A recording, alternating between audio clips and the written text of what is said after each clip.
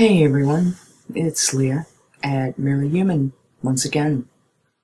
Since this isn't my debut, I feel like I can kind of just jump right in this time without much ado about nothing, like I kind of felt like I had to do the first time. My topic today is living and dying and merely existing, all of which to me are related. I imagine for anyone who stops and thinks about it, they're probably related for them too. Before I really get going, I want to give a quick shout out to my beloved Alex, who is a crazy excellent 3D artist as well as a musician. But he has done some really great work for me, which you can see on my YouTube channel page if you want to take a look. And you can also see a few more instances on my Google Plus page, which is linked from the channel page. Obviously, look, enjoy, don't copy. You guys know how it works. And also, I wanted to say hey to Sharon, my sister over the pond. She and I have had a lot of great discussions, and both of those people have shown me that in this age of the internet and instant communication, I think most of us know now, geographical distance doesn't really preclude finding really cool people that you can click with really well. So, hey to both you guys, and thanks for being you.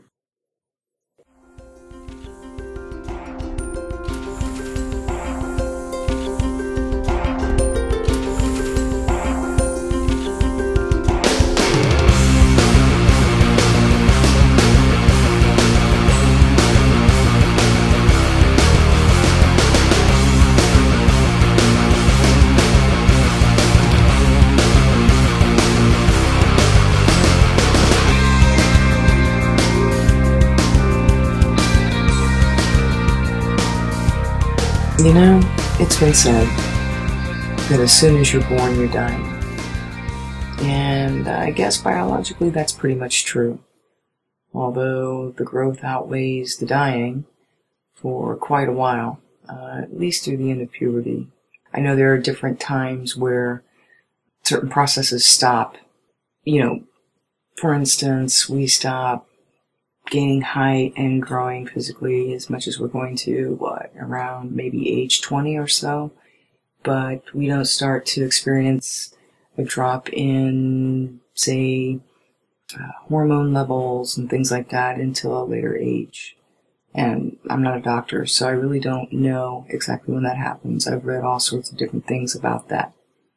But the truth is that yes, we turn over cells on a very habitual, cyclical basis from the moment we're born. I presume even more quickly in the womb.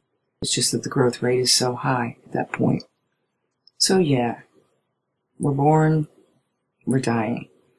And I think all of us who have reached maturity, at least, past that young, invincible stage, we all realize that we have a finite amount of time on this earth. Even if one believes in reincarnation, which I think certainly has some possibilities, per life, per experience, it is limited. There isn't an infinite amount of time for any of us. So I guess really one of the biggest questions and one of the oldest questions that people have asked over and over again is, how do we spend that interim, that time, between when we're born and when we leave this earth, whether for the last time or whether just for this time? Do we merely exist? Well, the biology of dying cells aside, I've heard it said many times, and I've seen it myself. I agree. It seems like so many people in the world, at least that I see, are walking around like zombies. It's like so many of us are kind of zombified. I'm really not kidding. It's very strange. And something I think that is even stranger than that is that at the same time, even while people seem to be alive but not quite plugged in, there's also this sense of frenzy, which, of course, sounds like an oxymoron. It does even to me. But I'm thinking in terms of, popular culture, Hollywood, TV, trends, fashion, all that stuff. At the same time that we seem to be kind of dumbing down and going numb, there's like an increase in this frenzy at the same time. I don't know, I'll just pick people. I'm not even trying to pick out anybody specific for this sort of thing, but Britney Spears or the latest boy band. It's really obvious in reality TV shows, which are not really reality. And it just seems like it has to ratchet up a notch more and more and more as time goes on to satisfy some kind of strange need for stimulation. I'm not sure about that, but it may be related to this zombified state that most of us seem to be walking around in. There's no doubt that we've been inundated and filled with consumerism in Western countries, Europe, United States, for sure, Canada, at least since the end of World War II. We can thank people like Edward Bernays, who was Sigmund Freud's nephew, by the way, and many others for turning non-war propaganda into public relations, unquote. Meaning manipulation of perception and the way people think and perceive things. It's very powerful stuff, and it's happening all the time. And I do realize that part of being human and, not living in total isolation, which we can't really do, there's going to be perception manipulation of all sorts. It happens between two people with completely innocent intent, and it happens on a worldwide scale or a national scale. Advertising is a perfect example, but it's not the only one. With the recent National Defense Authorization Act that was passed here in the United States, part of that bill, that law now, was that it repealed something that had been passed just after World War II called the Smith-Mundt Act, which had outlawed the use of propaganda against American citizens, the use of propaganda domestically. That was repealed, the law against that, and it was part of the National Defense Authorization Act, which has a whole lot of other really bad things in it. I will be doing plenty of videos about politics and control structures, so I don't need to go deeply into that. I just bring it up as an illustration of just how widespread this sort of thing is. We're inundated with advertisements, fashions, trends, as I said, and all kinds of literally propaganda that's corporate sponsored, government sponsored, you name it. And also we're learning much more all the time about the huge amount of surveillance over our lives that is occurring, not just for law enforcement purposes, but for who knows what purposes, any purposes really that they want to use that information for. And it's a strange contrast to the fact that we're so frenzied, our lives are so frenzied, they're so busy, we have so many things going on, most of us. If you're listening to this, then you're living. But are you alive? Do you feel alive? At least more days than not. It's actually a better question than it may sound like, at least to me. I have felt what it's like to exist, more than anything else. Busy with things constantly, perhaps not very content with where my life was going, making decisions, planning for goals, and they were all cool, at the time, for the most part. Sometimes things don't work out, or sometimes, you're hit with an injury or an illness, something changes in your life, like an important relationship, and it can come unexpectedly. And before you know it, if you stop and you think about it, you can look back and think, wow, I haven't felt really great about anything in a while. And I'm kind of just going through the motions. I've got work to do. I love my kids. I need to take care of them. I love my spouse, or maybe I don't love my spouse anymore, or whatever it may be. But it can be very surprising when one kind of realizes, hey, it's almost like I've been walking around in a stupor or a half-dreaming state, and I haven't got any real enjoyment, real excitement out of anything in a long time. Oh, I've been frenzied. I've been running here and there and doing this and that, and on some level, telling myself, it's cool, this is good. I'm doing all the stuff I should be, I'm happy. But sometimes those words don't match up the way that we feel inside. And I think a lot of us, at least for a certain period of time, desperately don't want to look at that. Don't really want to look at that closely. I mean, who would? It brings up all kinds of questions. The ever-present problem, once one notices something like that, oh my God, what do I do about it? Well, first off, what's the problem? And how can I possibly fix that? Well, I can tell you, I'm no guru on this. I don't have any secret keys to how to fix our lives when they need fixing, how to prevent important relationships from going awry, or how to constantly be moving forward in an exciting way. I don't have any of those secrets any more than I guess anyone does. And I imagine there are a few who have more than we do.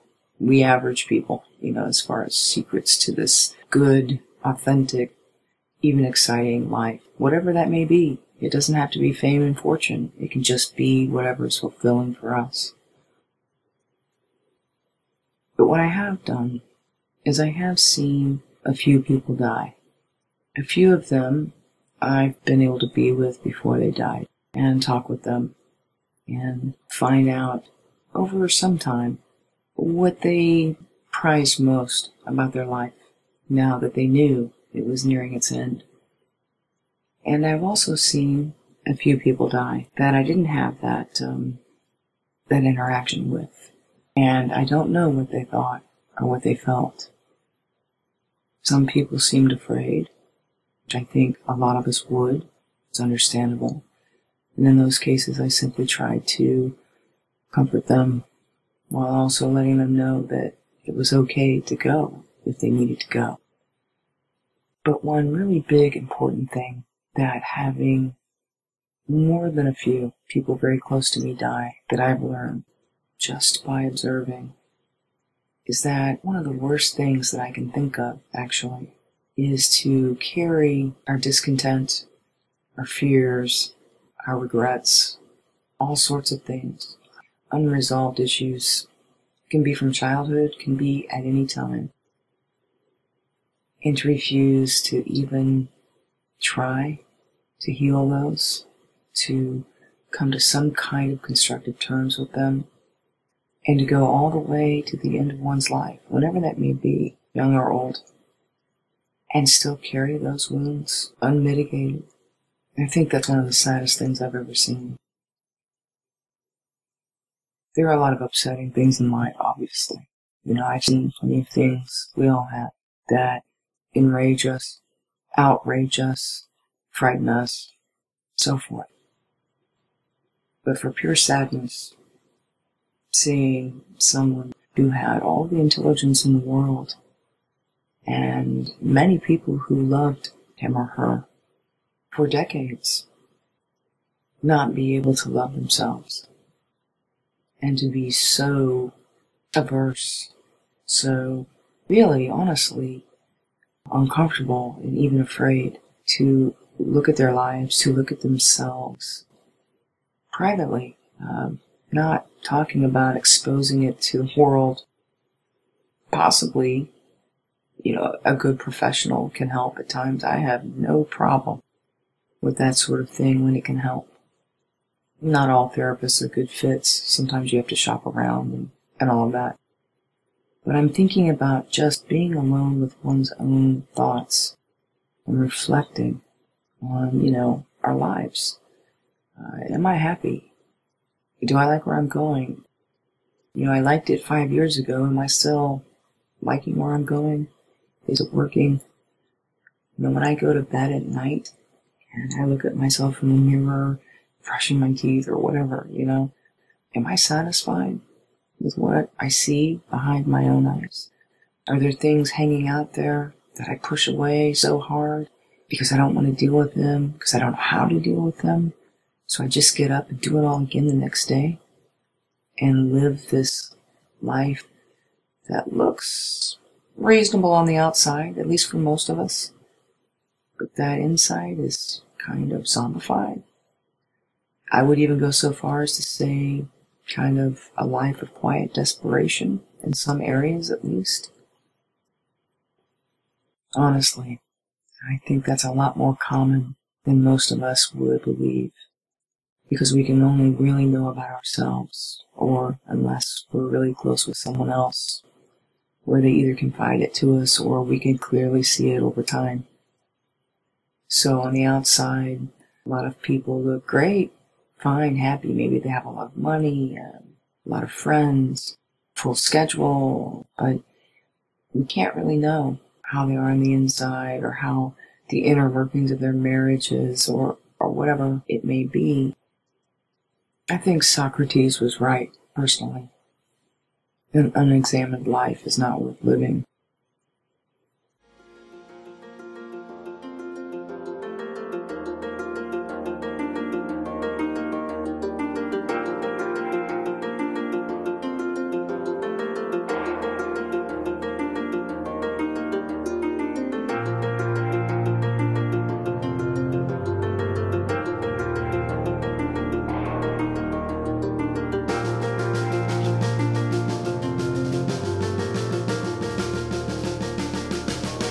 So many people settle, and probably because they don't know what else to do. I know I've been there, didn't know a better way to go about things, and settled, and was pretty unhappy with it, and it took me a while to even admit that to myself.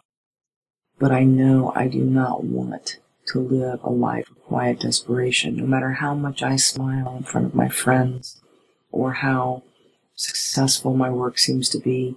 I know, and we all know, if we're good or not, with what we're doing and the life we're living.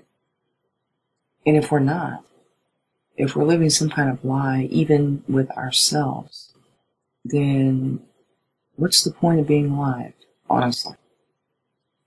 Is that not a little bit like dying prematurely? I know, that sounds over the top maybe. But if we're sort of numb, confused, and overwhelmed with all this stuff to do, we don't feel very fulfilled, aren't we kind of half dead inside already, just like that? Yeah, obviously I think so, yes. That much is probably abundantly clear. This is kind of a hard topic to address, really, because all of us as human beings, we get very attached over time to our belief systems, to our values, whatever they may be. We invest so much, not just time, but emotional energy and effort, and we invest even part of our very identity into these various things that we think and feel and believe. And sometimes anything that threatens that, even to just change it a little bit or open it up a little bit or, God's forbid, contradict it, that can feel very threatening. It can make us feel off balance, and I know exactly how that feels. And I'd say in general, we resist it.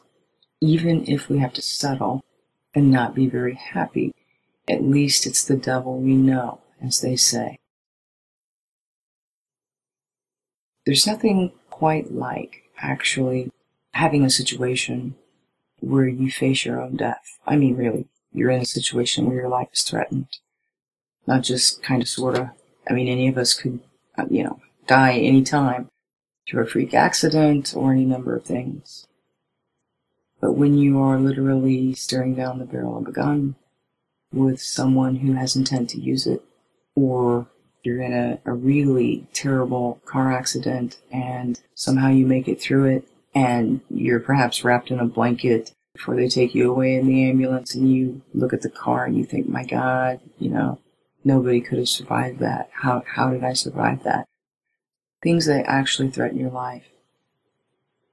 We've heard the thing about your life flashes before your eyes. I don't know if that happens with everyone, but there's nothing quite like facing the real possibility of your imminent death to get you thinking in a whole new way.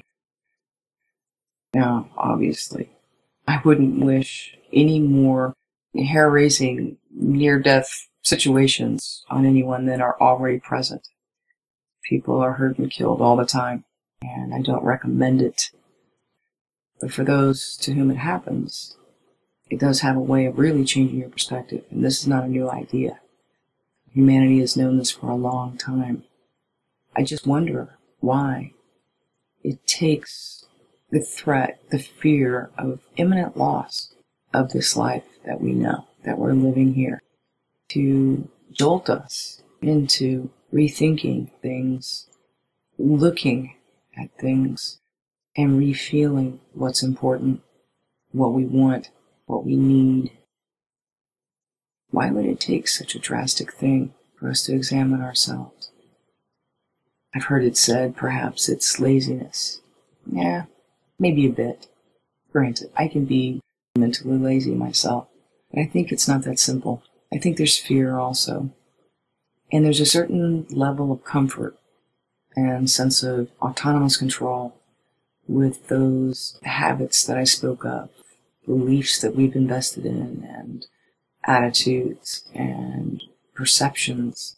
And of course, we base things on our experience, but our experience is always filtered through our perception. So we have certain things like confirmation bias. We're all subject to that. We tend to see things that we expect to see based on our previous experience. And we tend to filter out, not even consciously, things that go against what we expect. This can go for the better or for the worse, negative, positive. It's actually either way. But how much does this emotional inertia really serve us? Any of us? In the short term, yeah, maybe a fair amount. But over time, a year, 5 years, decades, how much does that inertia serve us?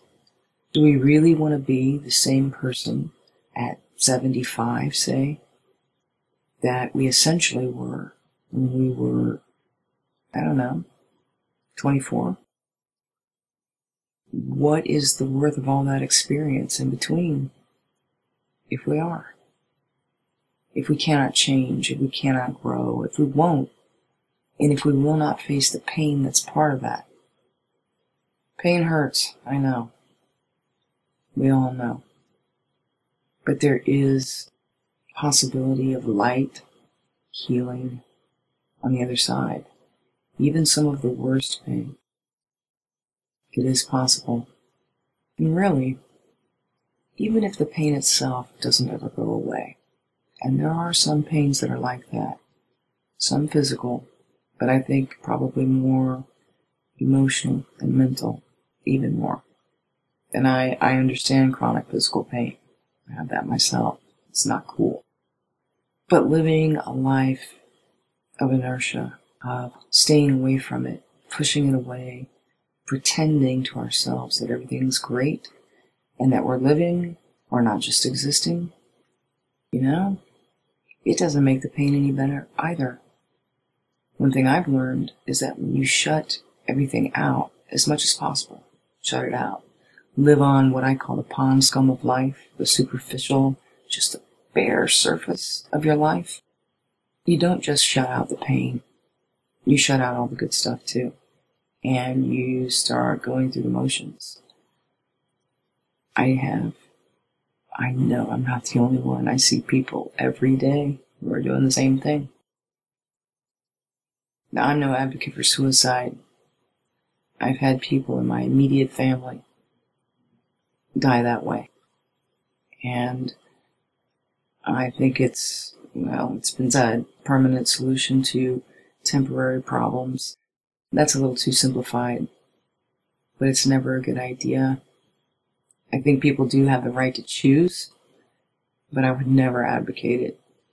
The ones left behind have a lot to deal with, and the one who is left will never be able to work out or work through what caused them to feel that way in the first place. They've essentially robbed themselves of that opportunity, bleak though it may seem. But being alive, really alive, is possible.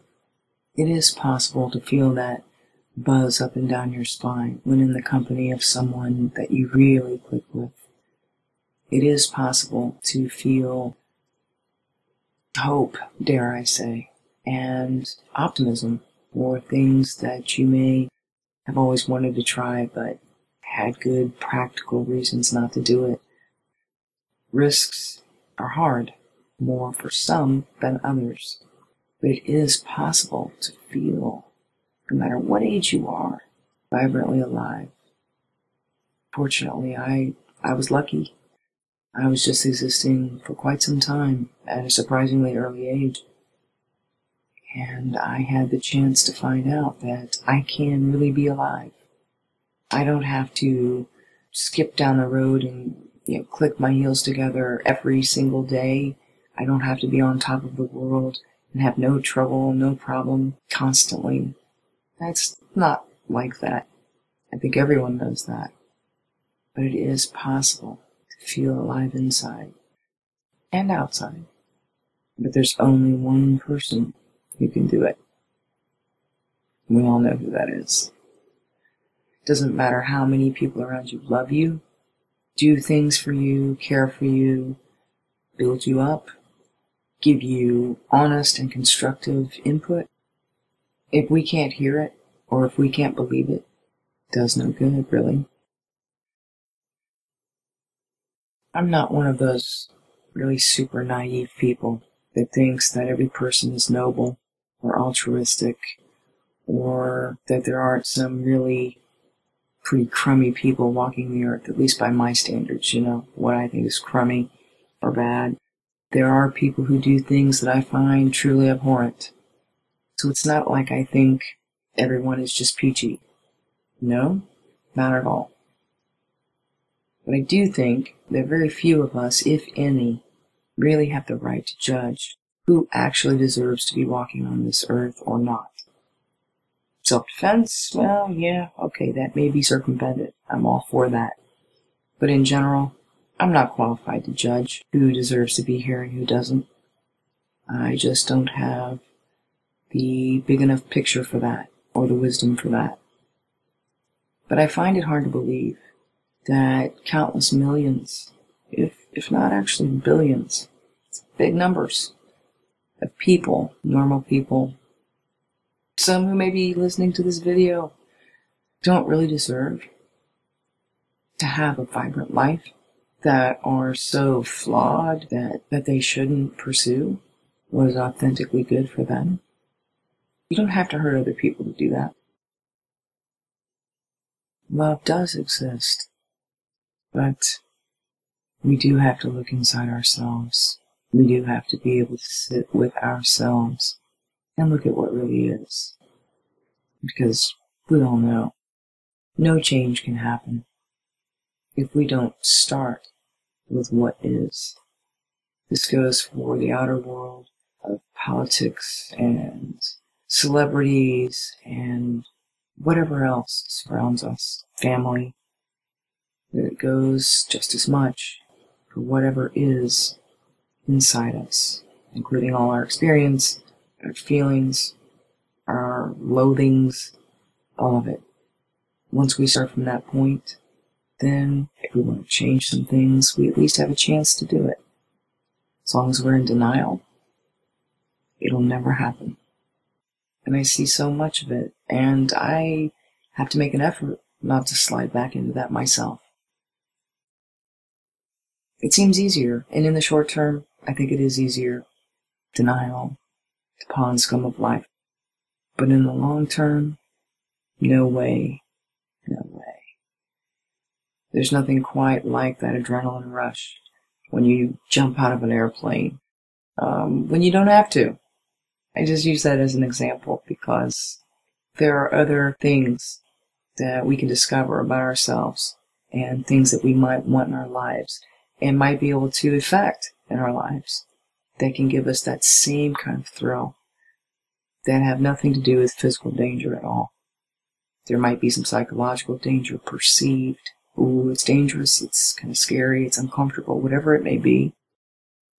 But it's in there anyway, right? Hiding from it is not helping. I feel it is true with a lot of people that we are scared to die, but we're just as scared to live. Now that's a contradiction. Strange how many of us seem to have that problem. But I don't think we have to. I don't think we have to be slaves to what other people think, at least not most people. The important people in our lives, sure. But even then, like Shakespeare said, to thine own self be true. If you don't know who that self is, how are you going to do that?